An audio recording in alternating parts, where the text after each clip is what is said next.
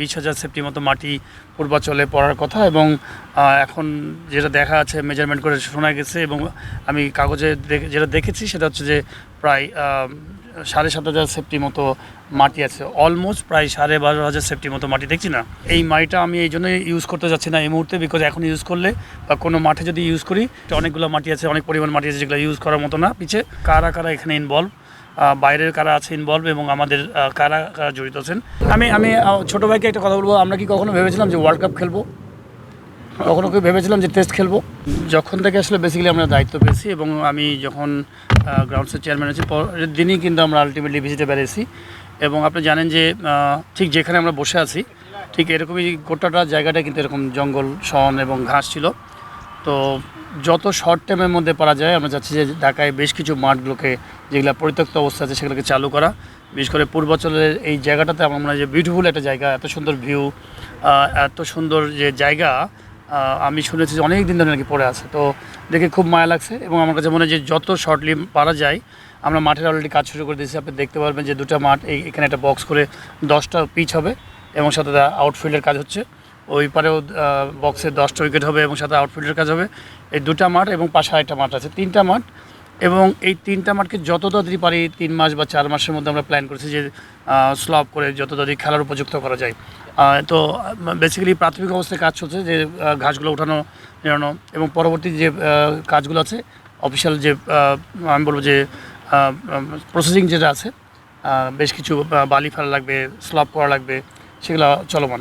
মাটি এটা আমি শুনেছি এবং বেসিক্যালি আমাদের একটা টিম আসছিলেন যে আমি যখন দায়িত্ব পাই তার আগ থেকে আমি শুনছি যে এরকম একটা ঘটনা যে এখানে বেশ কিছু মাটি প্রায় 20,000 সেফটি মতো মাটি পূর্বাচলে পড়ার কথা এবং এখন যেটা দেখা আছে মেজারমেন্ট করে শোনা গেছে এবং আমি কাগজে যেটা দেখেছি সেটা হচ্ছে যে প্রায় 7,500 সেফটি মতো মাটি আছে, অলমোস্ট প্রায় 12,500 সেফটি মতো মাটি দেখছি না। তো এটা আসলে আমাদের আসার আগেই ঘটনাটা। তো আমরা ইনকোয়ারি করছি এবং খুব শীঘ্রই একটা এনকোয়ারি কমিটি করব, বিকজ এই মাটিটা আমি এই জন্যই ইউজ করতে যাচ্ছি না এই মুহূর্তে, বিকজ এখন ইউজ করলে বা কোনো মাঠে যদি ইউজ করি এই মাটিটা আর থাকবে না, তো ডকুমেন্টসে থাকবে না, সেই জন্য মাটিটাকে ইউজ করতে যাচ্ছি না। এবং মাটির মধ্যে নাকি অনেক বাজে মাটি আছে, খুব একটা অনেকগুলো মাটি আছে, অনেক পরিমাণ মাটি আছে যেগুলো ইউজ করার মতো না পিছে। তো এই জন্য এই পরিমাণ মাটিতে আমি হাত দিতে যাচ্ছি না, এটার একটা সুন্দর সমাধান হওয়া উচিত, বিকজ আমরা আগে কি করেছি সেগুলোরও কিছু সমাধান জানতে হবে এবং সাথে আমাদের চলমান যে কাজগুলো আছে সেগুলোকে আমাদেরকে থামায় থাকলে হবে না। এবং আপনি জানেন যে প্রতি বছর আমাদের কিন্তু প্রচুর ডেভেলপমেন্টের কাজ হয়, উইকেট বানানো লাগে, অনেক কিছু বানানো লাগে। তো সেই কাজগুলোকে আমরা কত তাড়াতাড়ি স্টার্ট করা যায় সেগুলো কাজ করছি, বাট মাটির সংক্রান্ত যে জটিলতা আছে সেটা আমাদের একটা তদন্ত কমিটি করব এবং আমি মনে করি যে তদন্ত কমিটির মাধ্যমে ফেয়ার জিনিসটা বেরিয়ে আসে, কারা কারা এখানে ইনভলভ, বাইরের কারা আছে ইনভলভ এবং আমাদের কারা কারা জড়িত আছেন সেটা আমার মনে হয় বের করা উচিত ভবিষ্যতের পরিকল্পনা। আমি এখনই বলতে পারবো না, বিকজ পুরো ডকুমেন্টস আমি দেখেছি যে 20,000 সেফটি এবং সেখানে একটা বিশাল বড় গ্যাপ আছে। এই গ্যাপটা তখনই তদন্ত কমিটি যখন রিপোর্টটা দিবে তখন আমি বলতে পারবো যে কতখানি কী হয়েছে, বাট খুব ক্লিয়ার একটা আমি তদন্ত চাই যে যেন ভবিষ্যতে যেন এই ধরনের কোনো কিছু না করতে পারে কেউ। তদন্ত তো ধরেন আলাদা, আগে কারা কি করে গেছেন সেইখান থেকে তো আমি অনেক কিছু এখন ওইগুলো ধরতে গেলে আমি অনেক কিছু পারবো না, বাট আমি মনে করি যে এখন যে জিনিসটা চলমান সেটা করতে থাকবো, বাট পিছনে যে জিনিসগুলো প্রবলেম হয়েছে সেটার কিন্তু আমার মনে হয় যে একটা এনকোয়ারি কমিটি করে সেগুলো তদন্ত করে সেগুলোরও সমাধান করতে হবে এবং কারা কারা জড়িত আছেন, কারা কারা কী করেছেন সেগুলো আমাদের তদন্ত করে নিয়ে আসতে হবে। প্রাথমিক ধারণা আসলে কি মনে হয়, আসলে এখান থেকে আসলে মাটি চুরি হওয়া কি সম্ভব না মাটি আসেনি? দেখেন, প্রাথমিক ধারণা এখন কোনো মানুষকে সন্দেহ করাটাও কিন্তু খুব খারাপ আমি মনে করি সবসময়। আগে প্রপার জিনিসটা জানা উচিত যে আমি দেখেছি বিলের মধ্যে যে 20,000 সেফটি মাটির পরিমাণের ইয়ে ছিল, কিন্তু যখন আমাদের মেজারমেন্ট করা দেখা যাচ্ছে যে অলমোস্ট 7,500 মতো পাওয়া গেছে।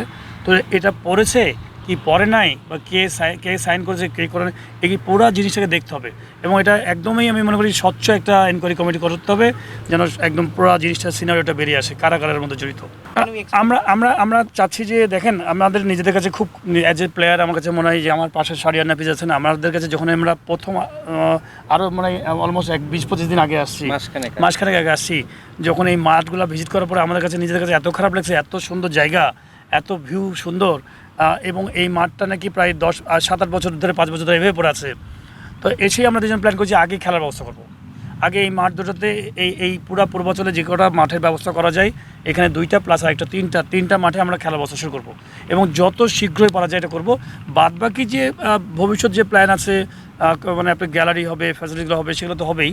বাট প্রাথমিক যে পরিকল্পনা আছে এই মাঠে আমাদের হচ্ছে যে ঢাকা শহরে প্রচুর স্বল্পতা আছে মাঠের। আপনারা জানেন আমাদের লিগগুলোতে বাইরের মাঠগুলো হায়ার করে নিয়ে খেলতে হয়, লিগগুলোকে আমরা সময় মতো দিতে পারি না অনেক মাঠগুলো।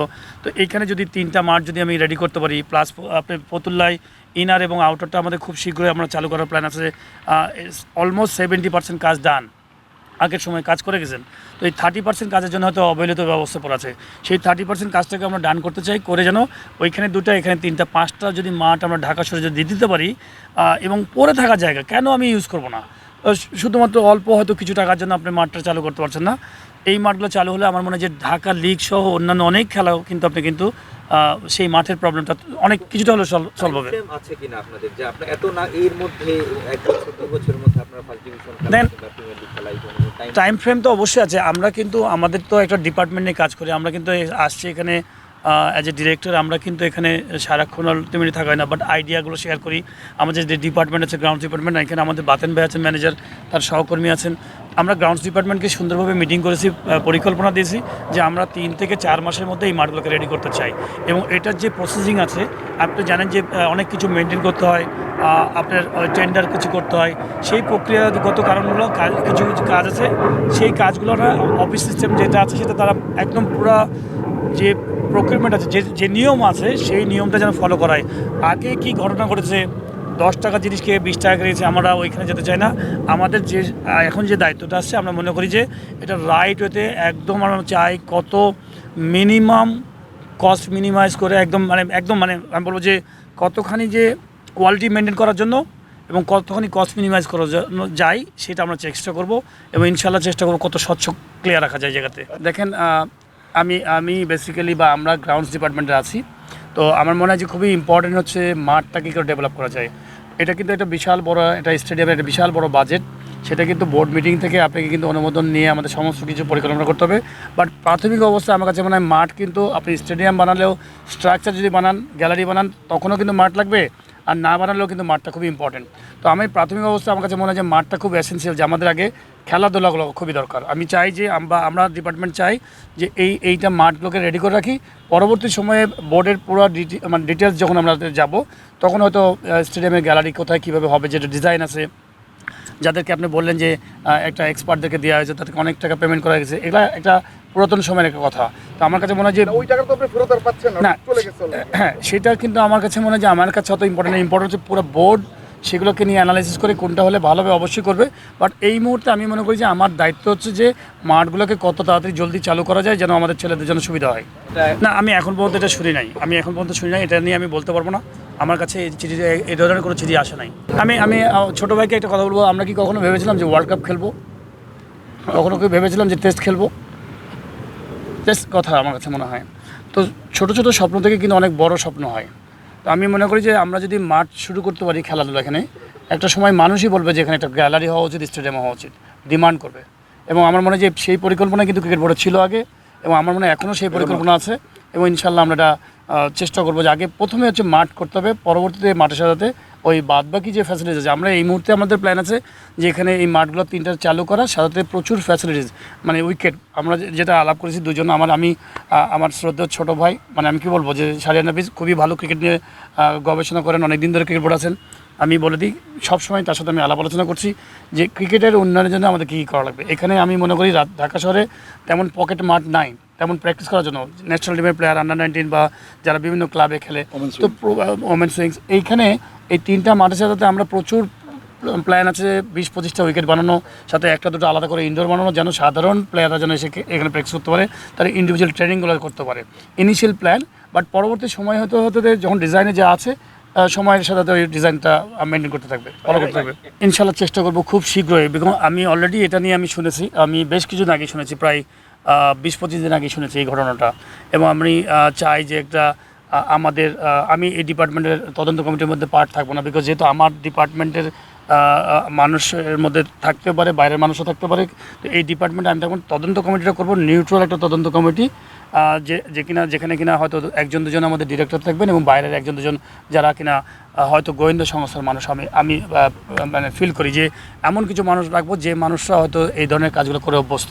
তো 3 সদস্য বিশিষ্ট একটা কমিটি করবো, আমার প্ল্যান আছে, আমি প্রেসিডেন্ট মহোদয়কে দিব এবং এটা জানাবো যে 3 সদস্য বিশিষ্ট একটা কমিটি করে এটা একটা তদন্ত করা হোক। শুধুমাত্র এটা না, আমাদের হিস্ট্রিতে অনেক কিছু জিনিস আছে যেগুলো হয়তো আমরা চেষ্টা করবো ওগুলোকে সলভ করা এবং পরবর্তী আমাদের যে কাজগুলো চলমান সেগুলো রেগুলার ওয়ার্ক করা। দেখেন এই যে দেখেন ঢাকাতে সব টিমগুলো এসে প্র্যাকটিস করার জায়গা পাচ্ছে না। তো আমরা চেষ্টা করছি সম্ভবত মিরপুরে সম্ভবত ইনডোরের আমাদের ইয়ের পাশে এই কী বলে যেটা একাডেমিক গ্রাউন্ড, সেই গ্রাউন্ডটাকে কতক্ষণই দেওয়া যায় ফ্যাসিলিটিসটা তারা যেন ইউজ করতে পারে।